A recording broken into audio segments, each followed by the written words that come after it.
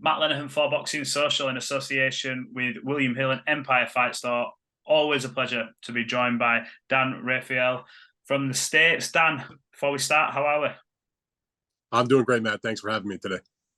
Not a problem at all. Look, I think it's only right that we start off with the thing that sort of dominated conversation, I would say, over the past week. Shakur Stevenson, in a fight that, when it was talked about, I think everyone was licking their lips saying, another good fight for boxing.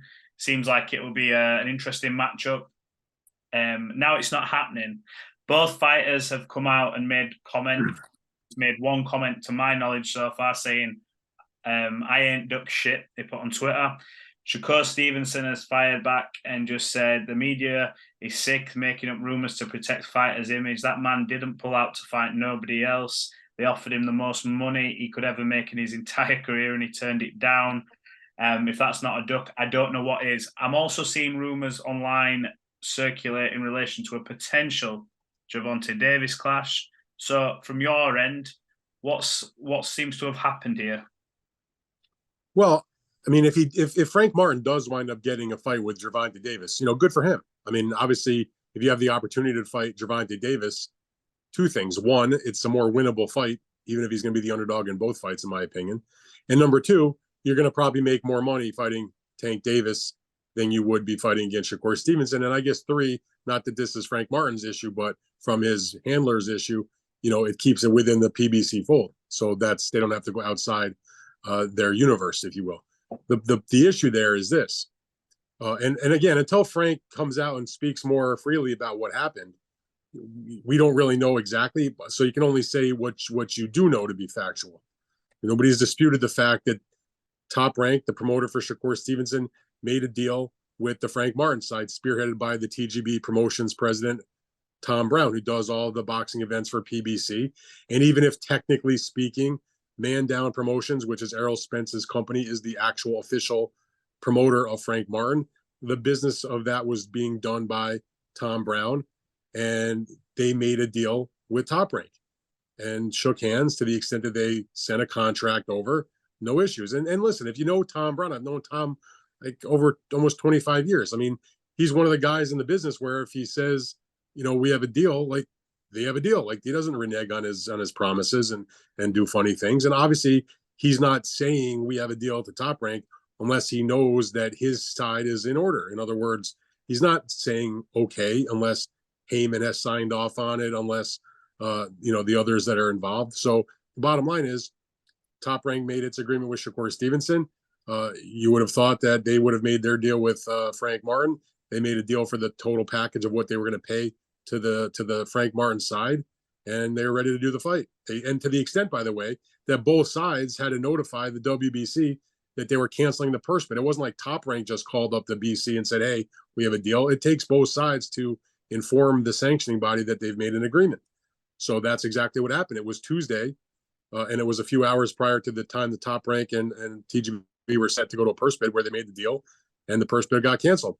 And then suddenly, a few days later, Frank Martin's out of the fight. So the only thing you can draw from that, again, until we hear from Frank, we don't know for sure, is that things were copacetic between the Top Rank and the Frank Martin side. Things were fine between Top Rank and their boxer, Shakur Stevenson. And so it seems as though that the issue was something between Frank and his people. In other words, here's the pot of money they're paying our side. How are we going to cut that money up? And I was told by somebody on Frank's side, specifically, I asked, well, what the heck happened? And I was told in a text message, one word, money, which is always what happens in these cases. And so therefore, it's not happening. So I only would say this, don't make a deal and make your side look foolish by backing out after they've gone to the extent to make a deal and call the WBC to cancel the purse bid, because all you do is waste everybody's time and get everybody mad at you.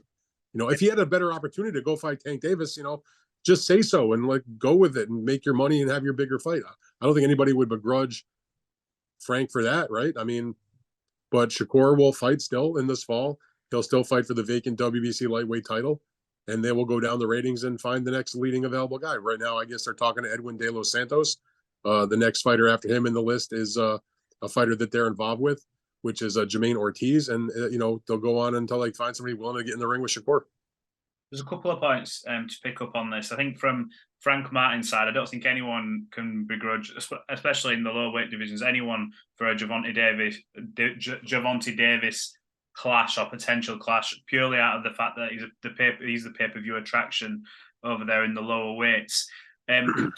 Gervonta's current situation, there's been a huge rumor mill for a long time about an Isaac Cruz rematch. What do you consider a Frank Martin fight likely? From your end, or do you think they'll go down the route of Isaac Cruz to, get Gervonta back in the swing of things? Because he has had that legal situation where he's just come out of. Yeah, I mean, he's been out of jail now for a bit, and so presumably, getting his life back together and presumably getting back in shape, or working on whatever his next fight's going to be. Maybe he's not. Maybe he's enjoying himself. It's not like Tank and I talk on a daily basis or anything like that. But you got to figure that he's going to fight again soon, end of this year at the latest, early next year. He already has had 2 fights this year, which by today's boxing standards is actually pretty busy because he fought in January. And then shortly thereafter, he had the big fight against Ryan Garcia. But it would make sense that he's available to fight this fall. And that would certainly be, whoever he fights, a moneymaker. It's always seemed to me that for the longest time, it's been Pitbull Cruz that's been the likely guy to get that rematch, and for a couple of reasons. One, the first fight did pretty good business. Number 2, it was a very good fight. And number 3, there was a lot of people thought that Cruz was the winner, and so there's something that you can sell. Now, no knock on Frank Martin whatsoever, but Frank, he's an excellent young contender, but he's not exactly a popular, well-known attraction. It's not he hasn't had that opportunity yet. It's not saying that he can't become that. Yeah. He's had, to my recollection, he's been in the main event of a fight twice. Once against Michelle Rivera, and once against Hardatunian, which was the fight earlier this year. Does that put him in a fight with Tank Davis that could do bigger business than a Pitbull Cruz fight? I doubt that, partly because Pitbull Cruz also has the benefit of having a popular fan base of Mexican fans that will turn out for him. So if you're doing it strictly on the money, it would seem as though the more likely scenario for Tank would be a rematch with Cruz. But from a competitive standpoint, I don't think you can go wrong with either fight. I mean, Cruz has got his positives and his negatives, and so does Frank. They're both, put it like this, they're both fights that I would be happy to watch. Yeah, I'm going to say either or for me. I think we've already seen Pitbull Cruz. It was an exciting fight. I think the real fight that you want to see is Tank Davis against Shakur. I mean, or Tank Davis against Devin Haney, or whatever, or Lomachenko or whoever, but they're not happening. I know. I feel like when we talk about them fights, they almost seem like fantasy fights, or the fights that if I could make right now, I would just chuck them all in a bowl and say, right, one versus one, other versus the other, winner fight the winners, losers fight the losers, and just round and round we go again. But boxing, and sadly, doesn't work like that. Or if it did, everyone would be a lot happier. But Shakur Stevenson, it leaves him now obviously in this position where they're going to have to go down the rankings. Is he going to find it difficult in the next couple of years getting these fights with the big names, unless he's literally knocking on the door, nowhere to go, they have to fight them or vacate belts? Is he going to keep running into problems, do you think? Yeah, he probably is. And the reason is because he's supremely talented. He's a pound for pound level talent. And he's still dangerous enough where, even though like Frank Martin could make his biggest payday against Shakur, anybody that's going to fight him at this point is making their biggest payday, most likely, unless you're Tank Davis or something like that. But I mean, of the non-superstar opponents, if you're fighting Shakur, you're making your biggest money. So is it worth it to give up your record or to take an embarrassing loss? I don't quite understand why you wouldn't want to fight the guy, because you're going to get the opportunity to fight for a very coveted title in the WBC lightweight belt. You're going to make your highest payday.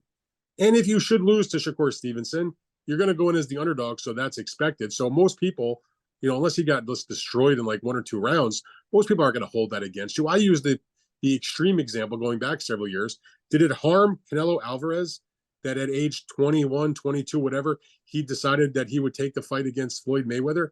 He got outclassed. He lost a lopsided, or it was actually not a lopsided decision on the cards because of one idiot judge. But the point was, he got outclassed in the fight.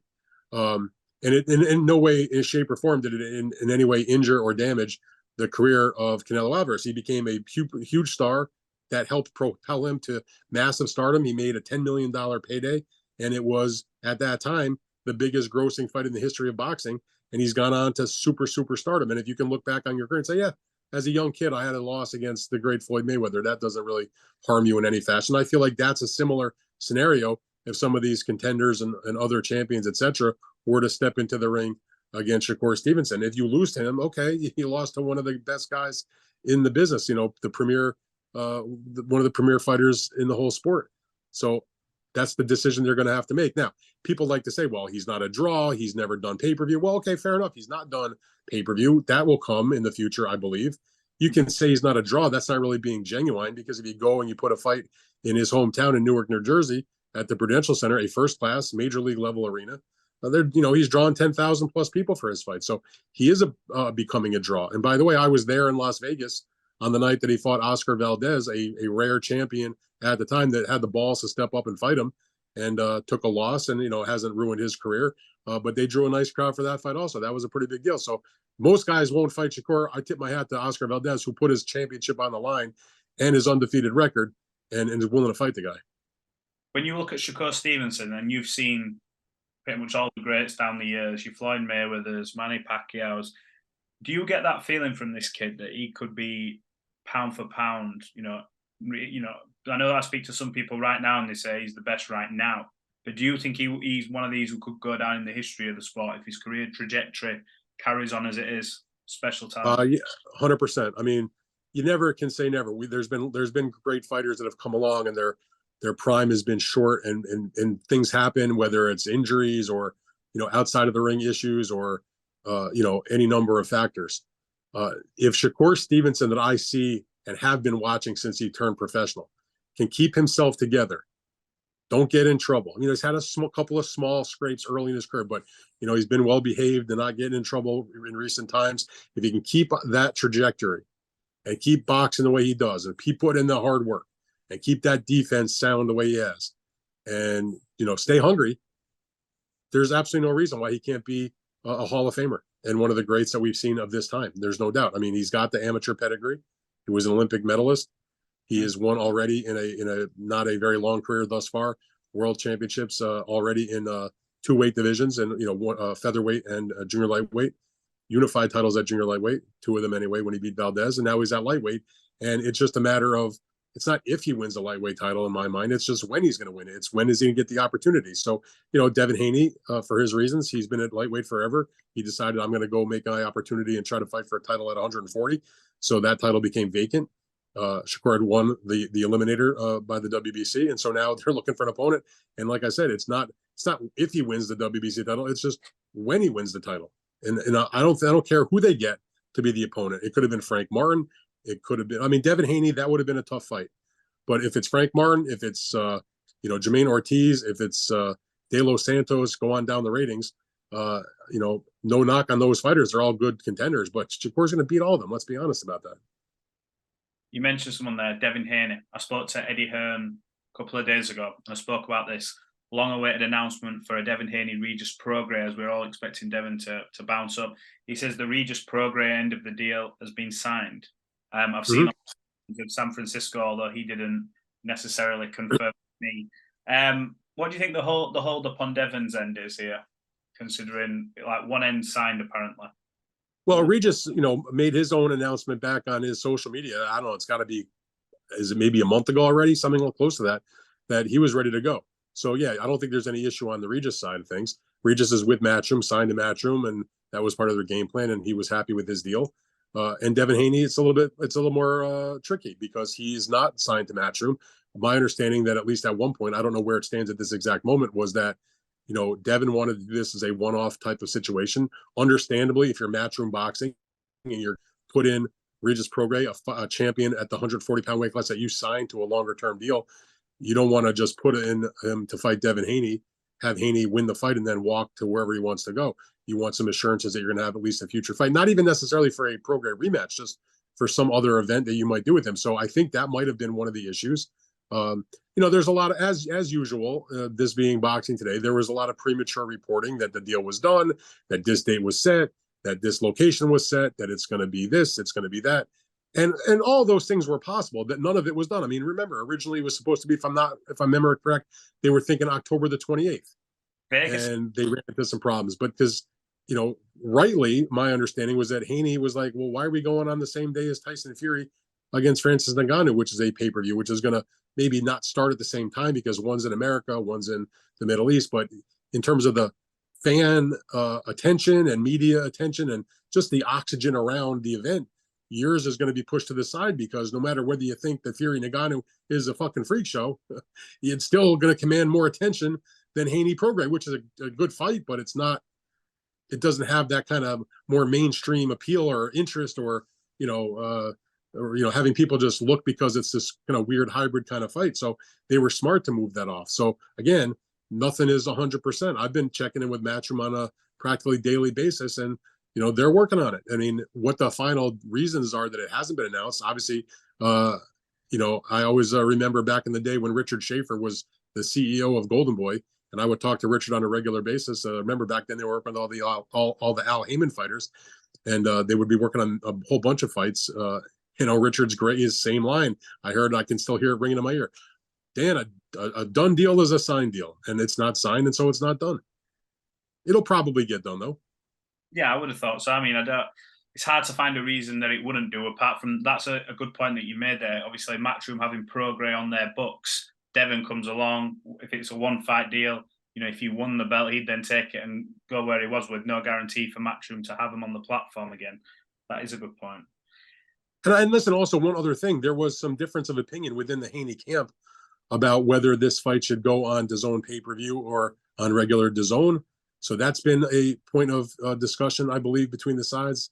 I'm not sure if it's been 100% worked out. I would say this: if they're going to put that fight on pay-per-view, it's a very good fight. But is it?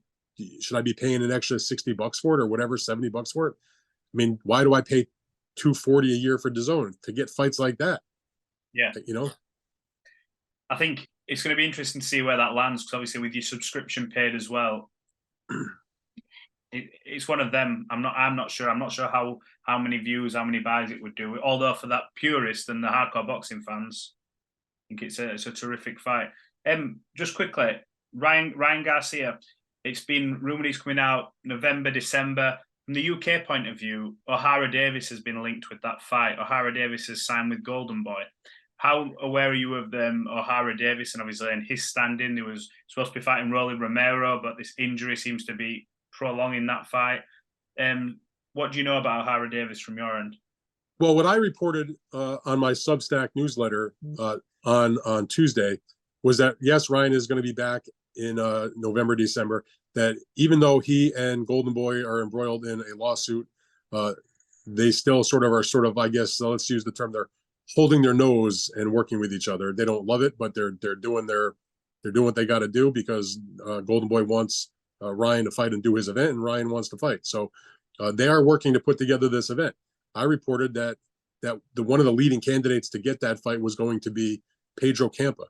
Pedro Campa is a fighter that he's got a couple of losses, but he gave Teofimo Lopez a pretty solid fight when Teofimo had his first fight moving up to 140 pounds. He did get stopped in the fight, but again, it was he gave him a pretty good night, a pretty good fight. And then his next fight, he lost against Brandon Lee, who was a good, undefeated young fighter, but he also gave Brandon Lee a tough fight also. So, if you're Ryan Garcia and you're fighting at 140 pounds, you're coming off of a knockout loss, and it's your first fight with a new trainer in Derek James, to me, it seems very reasonable for Campa to be that type of opponent. I don't think O'Hara Davis gets the nod only because he's in line to fight in his next fight for the title. The only way I could see that maybe if you want to thread that needle, if you will, because Romero, if he's going to be out for a little while, and he's been ordered by the WBA to give them a medical report, not sure where that stands at the moment to show, why he can't be doing this mandatory fight that's supposed to be due. Mm-hmm. That perhaps, and I don't have any inside information on this, but I've known the business well enough to understand how these things work. Would it be a complete and utter shock if they can, if even though Campa may be on the short list, if they could somehow get it worked out and do Ryan against O'Hara Davies, if Romero can't go and they do that because of an injury, it becomes for an interim title.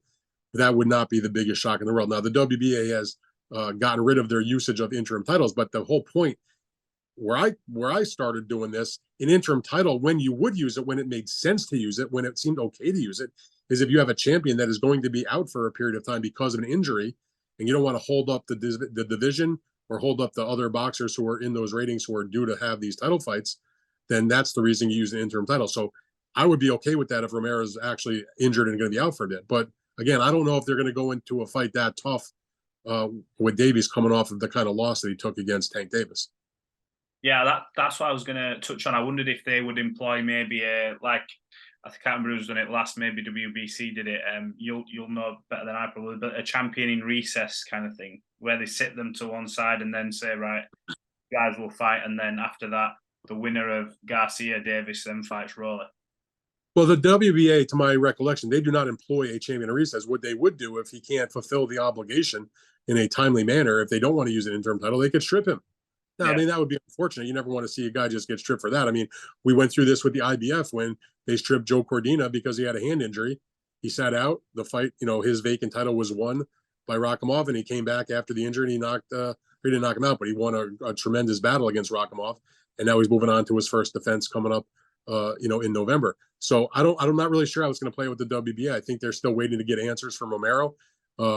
My suspicion is that that Golden Boy will work it out with Ryan, where he's fighting, whether it's Camp or somebody else on that level, like a good, solid professional who's going to be there to fight him, but it wouldn't be necessary for a title the way it probably would be if he was fighting Davies. Like, they signed Davies knowing he was a mandatory, that he was in line for a shot at the title in his next fight against Romero or whoever held the belt at that moment. So I think that's probably still the plan. But it's boxing, Matt. Things change in like the blink of an eye. Yeah, absolutely. It's a good point. Just picking up on something earlier that I heard, the much coveted and much talked about Joshua Wilder fight for Saudi Arabia, locked in for December, we heard numerous times. And now we're hearing start of next year, and now we're hearing it's in jeopardy. With everything that seems to be going on in Saudi Arabia and everything like that, I know Eddie's alluded that they can do this fight. They're not just subjected to do it in the Middle East, that it can be moved to America, Wembley. It seems a bit of a kick in the stomach when we actually have apparently two sides that are agreed to fight. When that was there's a few things about that. Number one, it had been kicked from December into January a few months ago, number one. Number two, I always am of the opinion, I'll believe it when I see it. Like, tell me it's actually done. Tell me you've signed contracts, especially when it's sort of in this type of location. Give me a press conference, come out and have everybody involved speak about it publicly. Show me, the artwork, whatever it is. So I've always been skeptical that this would actually come to pass. I was hopeful because it did seem that finally both the Joshua side and the Wilder side actually had real motivation and desire to make the fight. But I would simply say this. They wanted to go to do it in Saudi Arabia because supposedly there was this gigantic pot of gold to make the match. That may not exist anymore for this particular fight. But that doesn't mean that if Joshua and Wilder were to fight elsewhere, whether it's in the United States or in the UK or somewhere else, they can still make a huge amount of money. Now, maybe not as much as they thought they would make in Saudi Arabia, but you don't have the right to make that money. Go out and hustle and earn the money. Now, I can't believe that if you took Deontay Wilder against Anthony Joshua and you put it in the UK, pick whatever. I mean, you probably do it in a stadium, and Millennium Stadium or Wembley. Certainly sell out the O2 Arena, not an issue. So I have no idea what the issue would be, why you can't do it there. In Las Vegas, that would do a big number. In New York City, that would do a big number. So they just may not be making as much money as they want to make, if that makes sense. Yeah. I think hopefully, no matter what happens, because obviously there seems to be a bit of a shift in Saudi Arabia at the minute with promotional companies, Skill Challenge, Sadiq Boxing, and all these different entities from what's happening now. We're seeing it with obviously Fury and Garnu and what's happening with that. But hopefully we get to see that fight, because the big issue before was always money and talking to the teams, Shelley Finkel, Eddie Hearn, but now we're past all that. The fact that one thing about that fight that you should realize, that unlike a normal negotiation where, the side for one fighter engages the other promoter in a negotiation and they go back and forth and they figure out how they're going to work things out, where it's going to be, what the financials are, who's going to carry it television wise, all that stuff. The situation that they were negotiating in terms of Wilder and Joshua in the Middle East, again, this is from what Shelley Finkel was telling me, and I think I've heard Eddie Hearn say similar things on some of his interviews, is that wasn't the situation. It wasn't, I mean, yes, they were in touch with each other, but essentially you had the Joshua Matchroom side doing a deal on their own with the Saudi group, making their own arrangements, and you had the Finkel/Wilder side doing their own deal. In other words, don't count our money, we're not counting your money. Whatever you guys get, you get. What we get, we get. And that, don't worry about what we're getting, and we won't worry about what you're getting. We'll deal individually with that company, and it's up to the company to make it work. And that was how that was going. It wasn't really a negotiation so much between Wilder's camp and the Joshua camp. And so if that has changed, one thing people I don't think realize is that all those possibilities of the big fights that take place in Saudi Arabia, the ones that have taken place in Saudi Arabia, they're funded by the government fund, and they basically pick the entity that they want to run that. So for a time, I guess it was Skills Challenge for this for the Francis Ngannou Tyson Fury event. It's the outfit called Riyadh Season, which is the folks that put on that big annual festival in Riyadh every year. Now, I don't know if they're going to want to or are interested to promote and put on boxing events beyond the Riyadh Season Festival, but it seems like the Saudi folks have decided that they're going in a different direction with who they give the money to do these big events. So again, like I've said all along, believe it when you see it.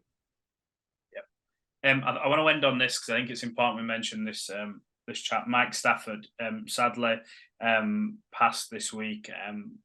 Obviously, probably mainly Adrien, the problem Broner, guiding him to world titles. He also worked with Regis Warren, but he did a lot of work in the community, getting the kids into the gyms. A terrific trainer. Just your thoughts on him, and you'll have had plenty of contact with him over the years, I would imagine. Yeah, I mean, Mike was a very nice guy. Like, you joke around with him like you're too nice to be in boxing. You know what I mean? It was sort of like a joke. But you made the point. Like, he did work with Adrien and got him into the position where he won whatever Adrian's problems, no pun intended, were or have been or still are. He did win world titles in 4 weight classes. You mentioned he also worked with Regis Warren, who was a bantamweight champion and an Olympian, 2-time Olympian. And he worked with a lot of these guys in the amateurs also. He trained for a period of time Robert Easter, who won a lightweight world title. He trained, several good fighters. He trained Jamel Herring for a while. Jamel won a world title in the junior lightweight division.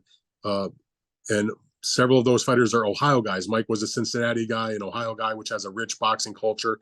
Go back to the days of probably the most famous Cincinnati fighter, Aaron Pryor.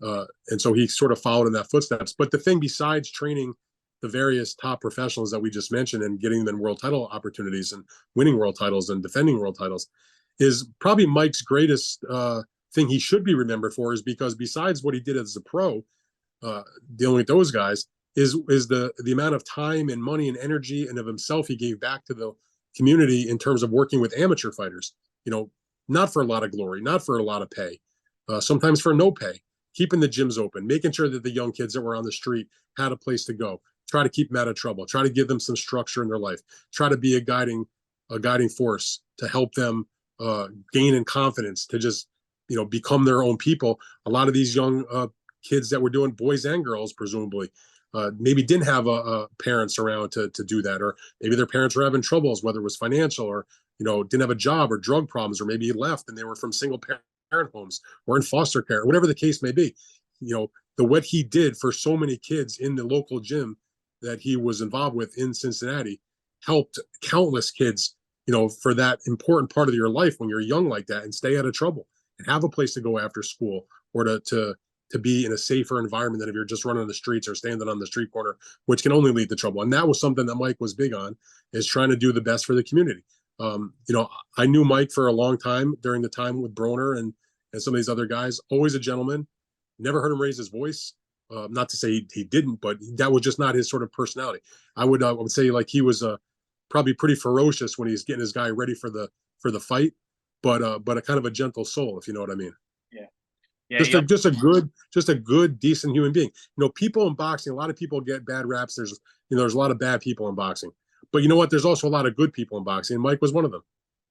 Yeah, he always came across well, I think, in interviews and when he was speaking, especially when I was starting to watch boxing and taking it seriously. The way he used to talk about Adrien and obviously Regis Warren and the gym, and how he used to bring them into the gym. He created that environment, and I think it was important for us to mention that, especially like with yourself, you deal with him more on the state side of things. So, for Mike Stafford.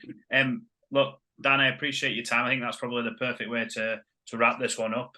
Thanks for catching up with us, and yeah, we'll catch up again soon. There's some big fights on the horizon, Canelo, Charlo, and some big fights to be made. So we'll catch up soon. All right, Matt, I appreciate it. Thank you, sir.